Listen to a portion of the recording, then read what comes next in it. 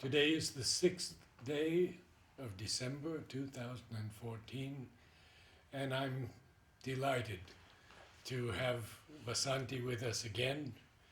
We had one wonderful session right previously, and now she's here again. Namaskar. Vasanti, last time we talked about a lot of things, but we didn't touch too much on Panditji. And I know that he was a great blessing for you, and I also know that you were a great blessing for him. So, could you talk a little bit about Madhav in the ashram and even perhaps the trip to America? Yes, that of course will come later because Sure. towards the last year's, Yes. it's at that time that you went to Right. America. Well, Madhav Pandit was one with whom I came into close contact only after some years after becoming an ashramite here. I knew that he was remarkable and all that, but when I joined the ashram, Sri Aurobindo and the mother were both in their physical bodies.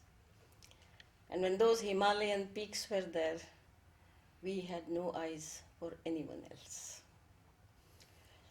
There was Nolini Kant Gupta, secretary to Sri Aurobindo, the one who had introduced me to Mother, early days, because Madhav was at that time just a boy and he had just was coming to the ashram and going. He was not known as that, and yeah.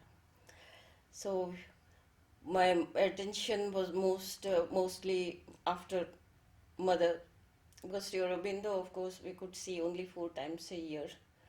So I can't say that it could be an inner relationship, but on the external plane, I can only give the experiences which I had in my inner interaction, which you recorded at that time, my first meeting and all. Yes.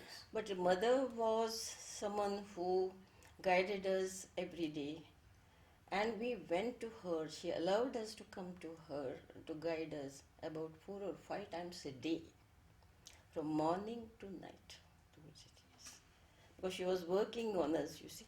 So we were very busy working in the ashram and being ready for Mother, because there we had to be receptive. And then we had to absorb what she gave us, because there were very powerful charges, you see. So at that time, whoever else was remarkable, we did not notice, because we knew that many people in the ashram were very special. So I must say that I began to be aware of Champaklal's stature and Amrita's stature, and Pavitra's stature, and so many others by and by as I grew up here. And I myself was a raw novice, you see. 11 years old when I first came. Then going on, coming and going and so on, and finally settling down when I was 17. And a young girl of 17 in my generation used to be very ignorant about the world, and you know how we were kept sheltered from the rest of the world. The girl child was kept always, it was protected. And my father, having been a government officer, you see, even to school I could not go alone. I was escorted back and forth. So you can imagine how girls were protected and we had no interaction. So when I came to the ashram, I really was very raw, and I couldn't really gauge anybody's stature and all that. I'll come to Madhav afterwards. So, but after some time I saw that there was an office, the office of Nolinida's assistant, in a room just outside the meditation hall. There was Madhav Pandit there. And someone introduced me to him afterwards, because we belong to the same community, Konkani speaking Saraswat Brahmins. So I was given work in the library because the school had not come up to my standard. I had not completed my education, but the ashram school had not come up to my standard. I couldn't join. I joined as a sadhak, a worker. So I was given work in the library. And the library was at that time situated in the ashram main building. in the other house called the library house. About 30,000 volumes were there. Sri Aurobindo Library was not formed there. We didn't have that building. It was owned by the ashram, but a French some official occupied that place. He was given as his quarters. Only when the French vacated could mother get that building. And then quickly they shifted the books there because she wanted to make a fine library building. But that was the library building, which is now the reading room. Its aspect was different in the front room. It was a very important room because in that library, Sri Aurobindo and mother gave interviews to people. Yeah. Because Sri Aurobindo lived upstairs, which is now that stamp collection, where Norin Singh and now and then Suprabha managed. Sri Aurobindo lived there. Yes, Sri Aurobindo lived there. Mother lived in the large room which was given to Champaklal later when they shifted to meditation house. And the reading room now, that wall borders where mother gave the soup? Yes, it borders that this thing, and the whole aspect of it inside it was completely different with the table and this.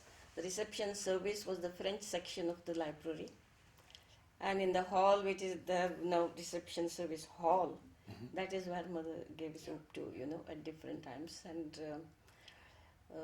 the librarian Premanand was one of those to whom Sri Aurobindo gave an interview, and afterwards, at that time, she met Sri Aurobindo first because he came here before Sri Aurobindo retired. Then asked Sri Aurobindo for permission to see mother. She used to remain in the background. You see, if one talks of the old things, one will just go on talking about these things.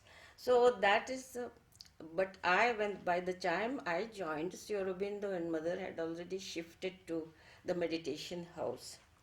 And Nalinida's room, Amritada's room were just off the meditation hall. And Madhav's office was just on stepping out, it was there you could find it, just on stepping out of the meditation hall. It was not called Madhav's office at that time. It was an adjunct of Nalinida's office. Because Nalinida's office was such a small room. Yeah. It's still a small room. Still, yeah. And when Madhav came here, first in 1937, he came here because already Kapali Shastri had been settling down here. He had settled here, not exactly. He was in the process of settling, but most of the time he was here, not outside. And so Madhav used to come to see him because he was his mentor. Then he was a boy of 12 or so. When Madhav Pandit was about 12 years old, Kapali Shastri's guru, who had come to his birthplace in Sirsi, North Canara, and he wanted a place to do his tapas, Indian style, Vedic style. So Madhav's father, who was a very big man, rich man and a landlord, they are called zamindars. Zamin is land, those who own land. He had large estates and all that. There he had built garden houses, and one garden house he used to receive wandering monks and all holy people who could stay there for some time. During rainy season, 4 months, the sannyasins didn't travel. They had Chatur Masa, it is called, 4-month period. They stayed in one place doing their things. So for Chatur Mas, often they stayed in Madhav Pandit's father's garden house, some miles away from the city. And that is where Ganapati Muni came. And Madhav's father was very impressed. And then he was given that he wanted solitude, and all his needs of food, mostly they lived on fruit, all these needs were supplied, and they didn't disturb him. But Ganapati Muni's disciples were disturbed that their guru had left and was living in seclusion. So they went in search of him. And Kapali Shastri was one of those who had become Ganapati Muni's disciples. Yes. See, this is how Madhav started coming, because of this. He didn't know about Sri Aurobindo. That's why we go into this period. History, it is part of history. Now, Madhav met Kapali Shastri when he came to Sirsi, which is his birthplace. It's a very ancient place. It's there in the Indian Puranas and all that, and from ancient times it is there. It's a very holy and ancient place. People came to tapas there. He somehow found out that Ganapati Shastri was in Sirsi. He found out about Madhav's father and then went and saw him and said, "Why have you left us? You must come back to us," and that sort of thing. Now, when Kapali Shastri met Madhav's father, he also met Madhav's mother and Madhav's elder brother. Now, both of them, Madhav's mother and Madhav's elder brother, when they saw Kapali Shastri, they got a sort of an electric shock of recognition, and they felt that they had an inner connection with him. They were in awe of Ganapati Muni, but Kapali Shastri they were immediately drawn to. And they became Kapali Shastri, though he had a guru, he had already attained a certain level and was able to guide people to some extent. So from that time onwards, Madhav's mother and elder brother started interacting with Kapali Shastri. And when Kapali Shastri met his guru, before Ganapati Muni left Sirsi and had to go back to his disciples, he told Kapali, "What this boy? There is a light around his head." And that was Madhav. He was 12 years old at that time. Then within a short time after that, he didn't know that this had been told about him. He just went to school like anybody else, was good at studies, good at sports, and quite popular at college and school. Then one day, as he wandered into his father's library, his father was a lawyer, very brilliant lawyer. He had a library of legal books. From one of the books, I think it was the Alipur bomb case. Because that is the case, the trial that was held for, in which Sri Aurobindo was arrested and afterward charged on that, with the, rebellion and all that, in sedition. Sedition. Charged with sedition and all that. A picture fell out of that book. And when he saw that photograph, he felt something. That was Sri Aurobindo's picture. You see? Someone who had read that book had also placed a picture of Sri Aurobindo in the book. Mm-hmm. And when he saw him, he felt something in his body. So then he was very much affected. So the elder brother wrote to Kapali Shastri, who had in the meantime settled in the ashram, that the boy had felt this because Kapali Shastri had told the elder brother to watch over his younger brother. That is something. So then Kapali Shastri wrote a letter a very nice letter, easily understandable by a very young boy. That I have heard that you have seen the picture of a very great person, and so he wrote something about it and encouraged him in all that. But there was something that had happened to him at that time he didn't realize, but later, because he was to come here, you see, sure, to Pondicherry. Yes. Kapali Shastri was the means, the instrument for Madhav's coming to Sri Aurobindo and Mother. Now, Kapali Shastri, Ganapati Muni had in the meantime met in Tiruvannamalai Sri Ramana Maharshi, who was not known as Ramana Maharshi. He was a teenager. He was in silence, and he was known as the Brahmana Swami. That they didn't know his name. It was Ganapati Muni who went there, and because he wouldn't speak, he wrote asked for a name, who are you, from where have you come, and all that. Then Maharshi wrote what is it? So then he was given the name because it was from his name. Ganapati Muni started calling him Ramana Maharshi. Maharshi, the great Rishi, and Ramana Maharshi. So that is how that name the Brahmana Swami got. He was no longer Brahmana Swami, he was Ramana Maharshi. Ramana is the second and third syllable of his name. Venkata Raman was his name, but Ramana Maharshi. Now, afterwards, Kapali Shastri also, because of the Guru, went to see this great soul, Ramana Maharshi. And Ramana Maharshi took an immediate interest in Kapali Shastri also. It's a very strange thing, the meeting of all these people. Yes. At that time, though Kapali Shastri was first initiated into the Tantra Sri Vidya Upasana by his own father, it was hereditary. Sri Vidya Upasana, the Devi, the Shakti Upasana. When he went to the shore temple, Kapali Shastri's house was near the seashore. And there was a shore temple there, that is Madras, Chennai. One day when he went there, he saw someone with such tej, that is the light on the whole, in the whole person, the extraordinary person, who was just standing before the idol of the Devi and extempore composing the verses, verse one after verse another in Sanskrit, and reciting it there. Kapali Shastri was so impressed. He was a young boy, schoolboy at that time. When he heard that and he saw that person, he was so impressed. He knew this was a great man, and that's how he fell at his feet, and that is how he met Ganapati Muni. We have gone to that shore temple. It is quite extraordinary. It is still there. So this is how the strange thing is that one thing leads to another, and one doesn't know afterwards where it ends. And so Kapali Shastri was there. First father's initiation, the Devi worship, Ganapati Muni, then Ramana Maharshi, all these things were there. Then he was a Sanskrit teacher in a high school in Chennai, Kapali Shastri. And one day when he went to something, the shopkeeper told him, I have received this journal from Pondicherry, from Sri Aurobindo Ghosh. They are bringing out a journal called the Arya.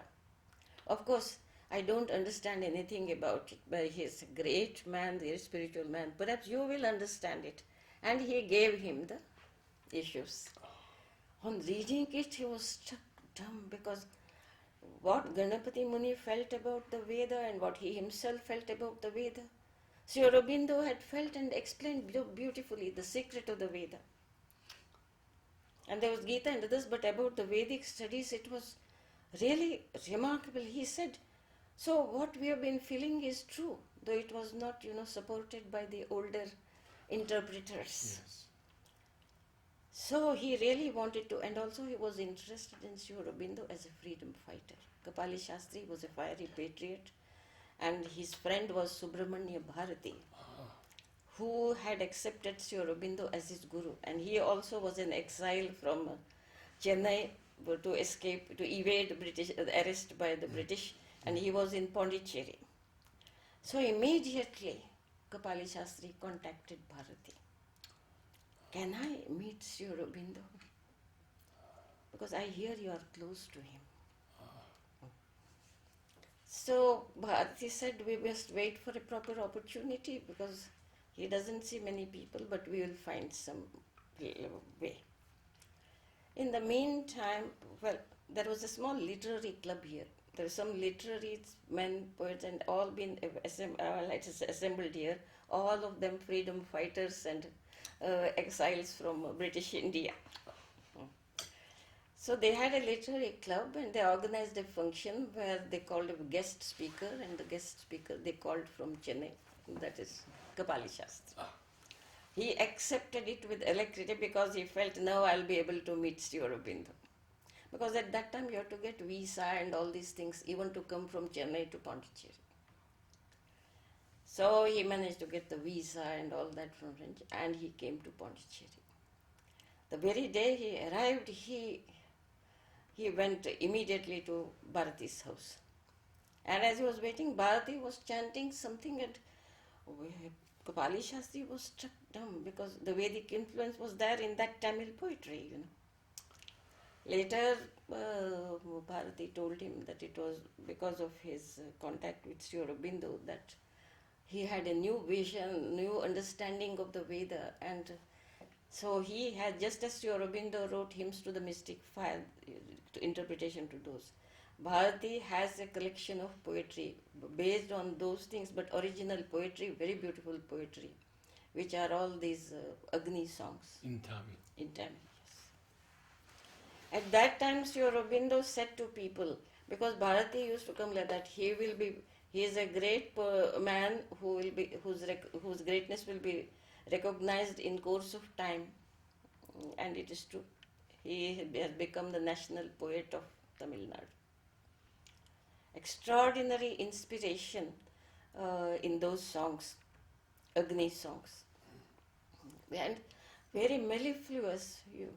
When people speak Tamil here, you won't understand that. Of course, in Pondicherry, they don't speak it beautifully, but it can be spoken beautifully. But that poetry is very melodious, very mellifluous, to hear. I have sung one song of those, yes. Because a Tamil man asked me, can you sing Bharati's song? So I tried at that time. Now, of course, many people sing, but I think I was one of the earliest to sing one of those Agni songs, Yeah. So we're back in the 60s and that sort of thing. And I had to give my own tune to that. Well, anyway, these are, by the way, I get derailed, from time to time. It's a old treasure for us. So this is how, then Madhav had started coming to Chennai during his holidays to be with Kapali Shastri. And the contact continued, and he contact with Sri Aurobindo and Mother. He gave him Sri Aurobindo's and Mother's books to read that after that. But I am anticipating. Bharati, he begged Bharati to fix an appointment for him with Sri Aurobindo. So he was given an appointment on a particular day in the afternoon. Sri Aurobindo lived in that guest house, what is called the guest house. Opposite the big silk cotton tree. You see Yeah. archives, you can see diagonally opposite the archives, you can see that it's the playground section, but Right. at the back. Right. That room has been kept there. Yes. Sri Aurobindo lived there. It was called the guest house. After they moved to library house, then to meditation house, they called it guest house. But they had shifted there, and mother was not there at the time. Mother had not started living in that house. When mother came in 1914, she stayed in that archives house. But she met him. She met him at in the that place. on the staircase. Yes, in the Yes, same place. Yes, yes. In the same place, Sri Aurobindo met Sri Kripali Shastri had darshan of Sri Aurobindo. I see. Because in that room, Sri Aurobindo was, and he was given the permission to come. So when he came and he saw Sri Aurobindo, he had that kind of an inspiration, and in Sanskrit poetry, he used to compose in Sanskrit poetry. He composed a verse on seeing Sri Aurobindo. And then, as he looked at him, Sri Aurobindo heard it very quietly. And after that, someone was there to usher him inside to come. And Sri Aurobindo asked softly in English, which of course Kapali Shastri knew. He heard him ask him whether Kapali Shastri knew English, because he had greeted him in Sanskrit. And on being told that Kapali Shastri knew English very well. So then the other man was sent, and he was alone with Sri Aurobindo. And of course, about that, since I have to come to Madhav, there is one thing that Kapali Shastri said. He recognized that room. He said that every night after he had started receiving the Arya he read every day for a whole month until the next issue came, again and again. And at night, he felt himself lifted and transported to some place, a room in which he had not been before. And he recognized that room as Sri Aurobindo's. That he was being brought to Sri Aurobindo at night, every night, and deposited there. So he knew that though he had thought of revered all the gurus, he had revered Ganapati Muni and he had revered Raman Maharshi, but he knew that his place was here. Because already he was being transported in a subtle physical way, every night. So it was a question of time when he resigned his job and asked to be an inmate of the ashram, and he was permitted. So the next time after that, when Madhav came to see Kapali Shastri, it was to the ashram that he came. It was from the ashram that he wrote. And Kapali Shastri said, they are your gurus, Sri Aurobindo and the mother. They are the divine. You have to follow their path. You are meant to be following their path. Because I myself am sitting at their feet learning from them. So when Madhav came next time, and he was still at college, and Madhav took him to mother. And mother meditated with Madhav. She gave him meditation. In those days, mother used to give special meditation to newcomers. If already introduction had been done by Kapali Shastri, so the way was clear. And after the meditation, Madhav fell at her feet, prostrated at her feet, and he says he doesn't know why. He went on weeping, weeping, weeping, weeping. There were psychic tears, of course. I think the young boy had no sorrow or nothing like that, you see. He was just shedding tears, tears at her feet. Were getting very emotional. Then he was brought back, and mother told Kapali Shastri something nice about him, and then she also said something, that she had seen Mahalakshmi standing behind him. So that meant that a lot of money would flow to the ashram. Mahalakshmi's blessings, not merely money, but so many other good things that Mahalakshmi gives, would flow through him. Because when she was meditating with Madhav, she saw Mahalakshmi standing behind him. So that was his first meeting with mother. So mother recognized the soul, and then Madhav wanted to stay here. How old was he then? He was he must have been 18 or 19, but I know that when he thought of joining the ashram and just after and came, his family didn't allow him. They were shocked. You see, it was a very wealthy family, and Madhav was the youngest and everybody's pet. And until then, he seemed a normal young man, enjoying life and playing tennis, winning prizes in debating speeches. He was immediately, he could impromptu, he could give speeches, and he won many medals for that.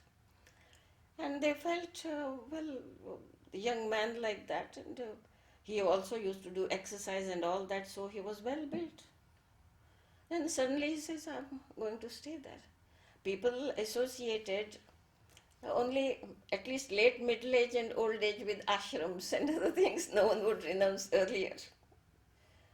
Indian way of life, that first brahmacharya, the student period, then grahastha, that is the life of the householder for many years, fulfilling all the duties.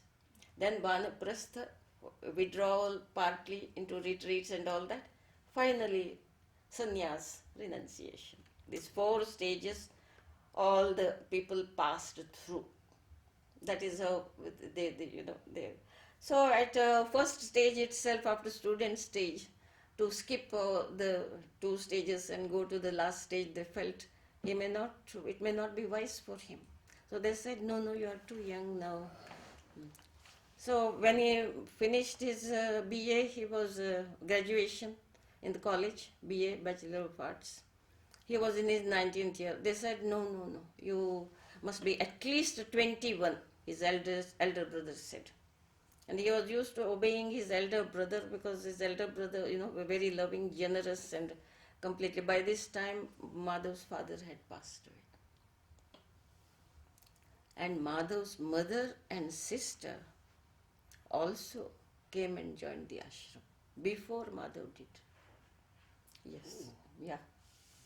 It is the mother gave them the house which was for some time Debu's homeopathic this thing. Just next block to this one, Kapali Shastri's house. I've been Yeah. There, Madhav's mother and widowed eldest sister, she used to have many experiences. Sundari, the eldest sister. She had also become a widow. So mother and daughter came here His mother, of course, felt after her husband's passing she was not interested in staying there. She wanted to go to the ashram by this time, and she wanted to be where Kapali Shastri was because he was her mentor.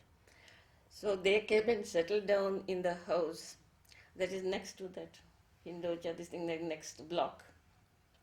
But Debu was there, and furniture service is next to that house. Remember?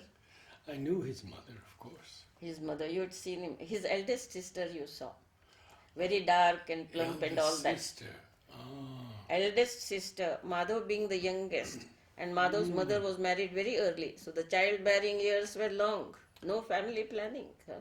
Yes. So children got born, and they were all of them remarkable. And Madhav's mother was beautiful. When she passed away, mother said to someone she was beautiful. Madhav's mother was slim, light complexioned. Ah. She was from Goa. You see. The same caste, of course, but from Goa. And Goanis are quite nice looking, you know. So now by the time she came here, she was old, of course, but still sign enough of beauty was left. Because I met her at that time. She used to prepare once a week special sweets for Sri Aurobindo at home and give. In those days, the female disciples were allowed to cook something and send upstairs. And Sri Aurobindo had not developed diabetes, thank God, and then so he could appreciate those sweets. Now she occupied herself like that, and they used to work a little, do some work here and there. So Madhav then came here, and he wanted to stay, but the eldest brother said no. Our father has just left us, and now you also want to leave us. It will be hard for us. So they didn't allow him. So Kapali Shastri also said, wait for 2 years, just 21. You will be 21.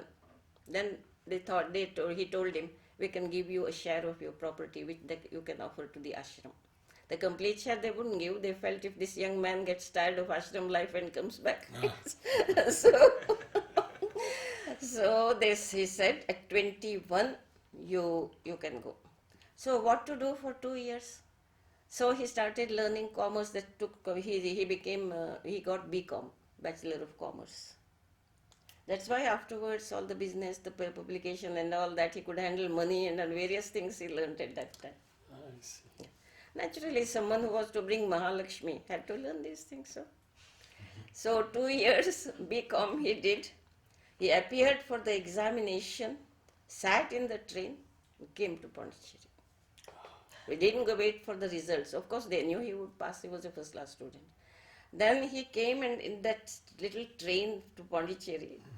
In your time, was it just that little train to Pondicherry? Yes. So little train to Pondicherry came at night at a very strange hour. He didn't know where to go, you know. Of course, he wouldn't dream of asking Kapali Shastri to come to the station to receive him. They knew that they would go to bed early. Ashramites got up very early in those days.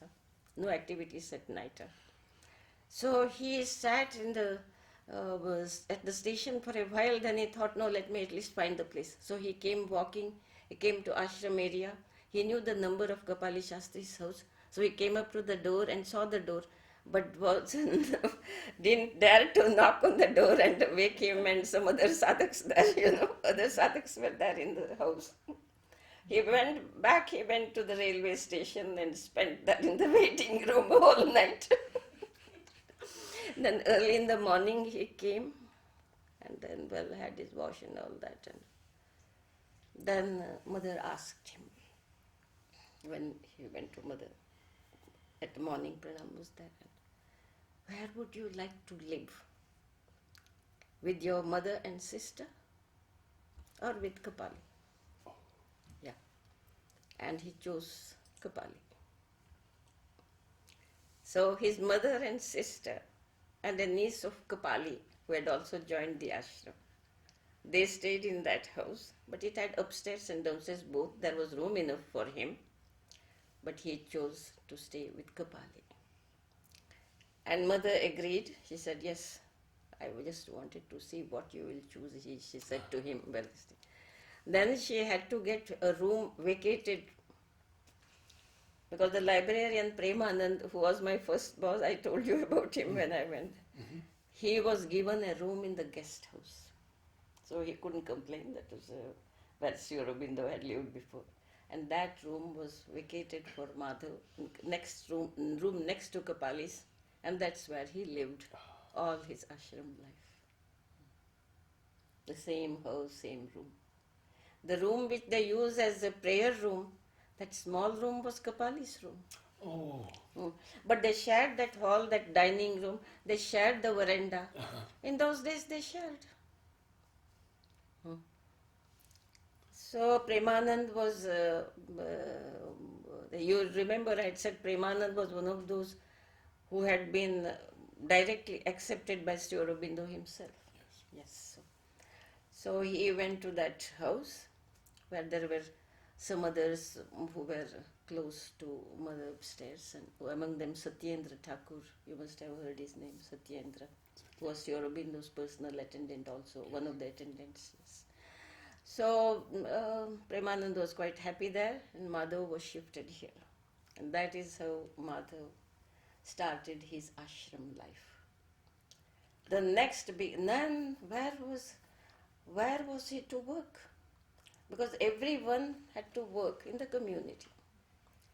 Yes. Like monks and nuns who work for the, their monastery and nunnery, so like that. Life was very much like that here, in those days life was very ascetic. I've lived during that period. It's very nice too, yes. So then they decided where should he go, this, that. Then Sri Aurobindo and Mother themselves decided that he was to work as assistant to Nolini. So he was to assist Nolini.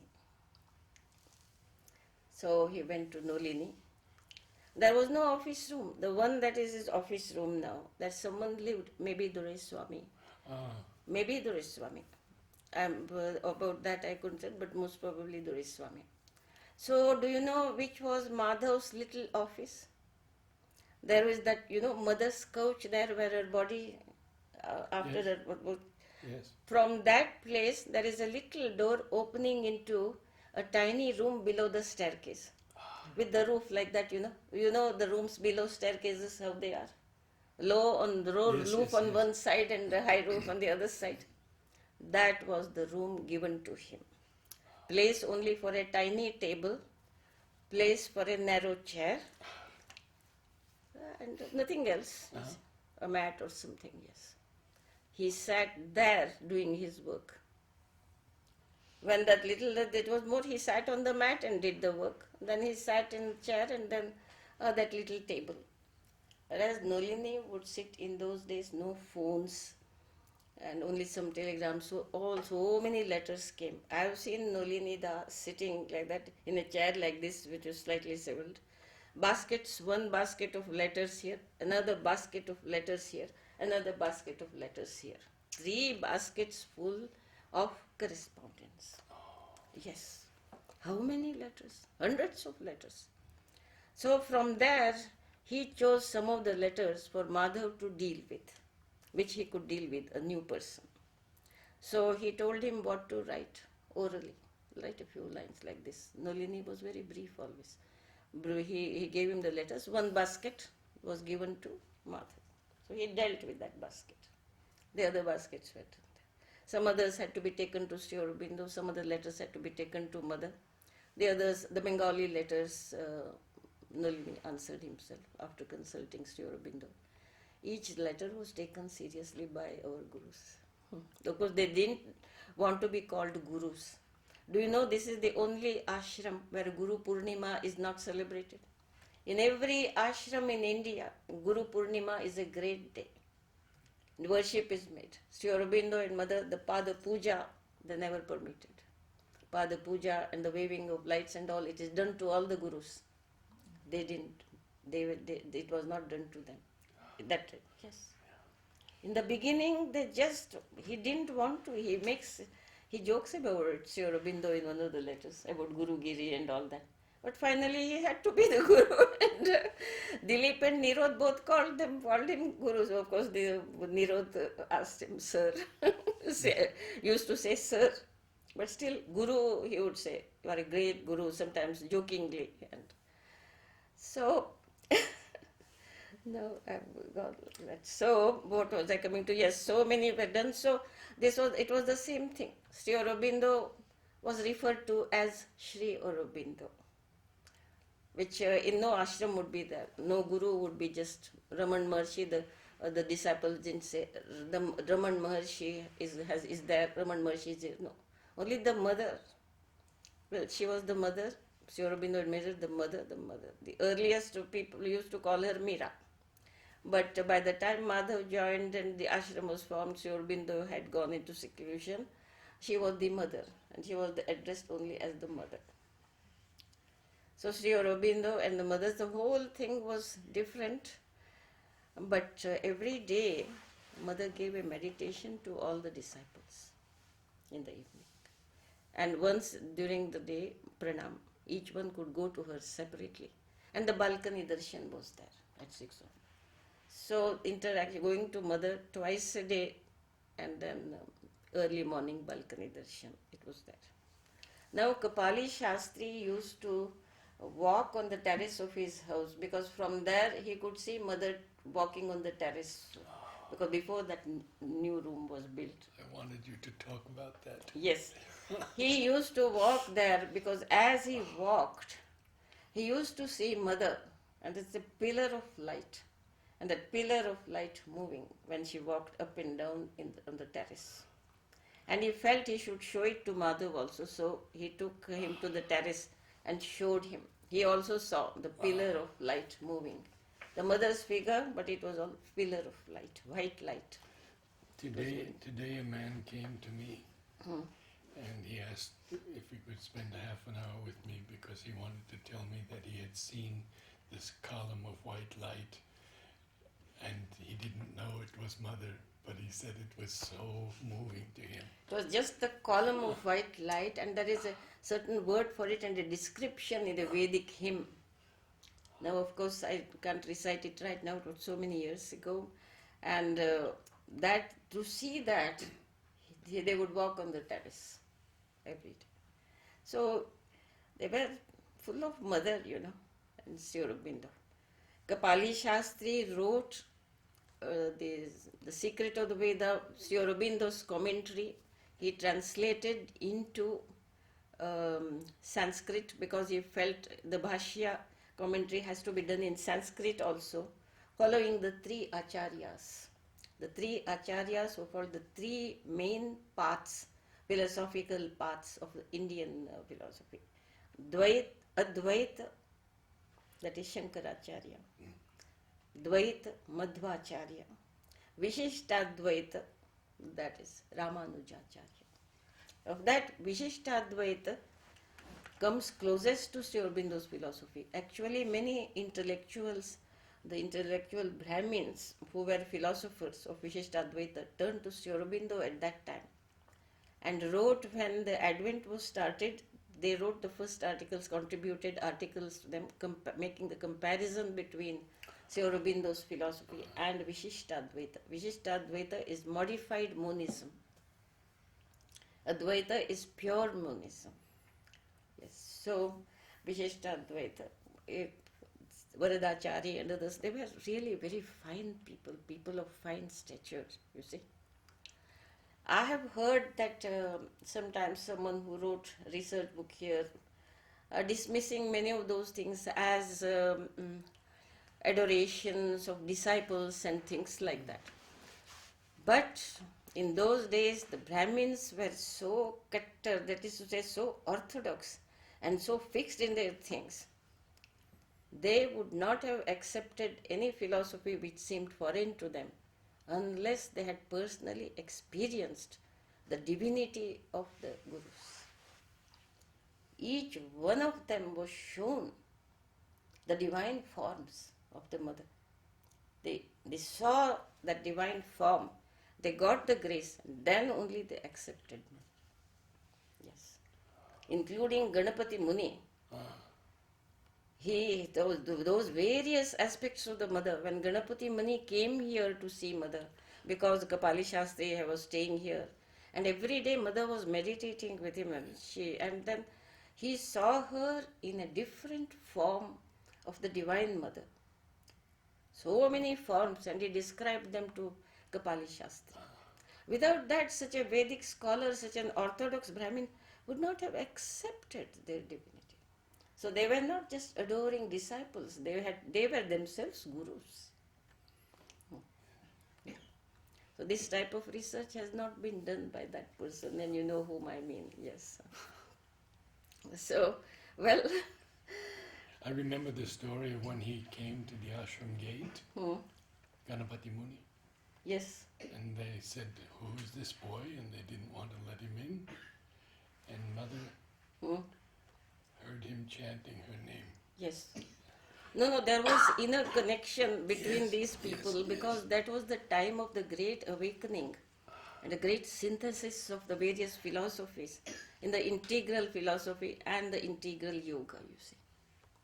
So, all these people had to be brought here like streams, merging and going towards the ocean. See, that is the thing. Really. Though they were not disciples, but they saw the divinity. They saw the future, the great spiritual future of the movement, spiritual movement, for which they were all working. They were all working towards it. And then they saw everything combined here, in an integral way. And that was what impressed them. So Ganapati Muni understood why Kapali Shastri had come here finally. Yes. So Madhav was given work there, and he started working at regular hours, was it? And Kapali Shastri then, the rest of the time, put him through a discipline for the next 12 years. Yes. Getting up at a certain time, meditating, then having a little tea or whatever it is that they were used to. Then some exercise, or go for a walk or whatever, some exercises and all that, because mother was always doing this thing. So integral yoga, you had to have that integral practice, you see. So then go for work. Work started early in those days. By 8 o'clock, many ashramites were in their things. So he went and worked. After coming back, a little rest. After that, he put him through a whole program of studies, of various disciplines. He had to study, and go for work again in the afternoon, come back, and of course going to mother was there, and meditate, and in the evening go for a walk along the beach. Every day. He would walk from this to the end of the beach and then come back, and after that they ate a little, then went to the ashram for meditation with mother. There was no playground in those days. Playground started later. School, playground, all these things started later. Shall we take a few minutes break?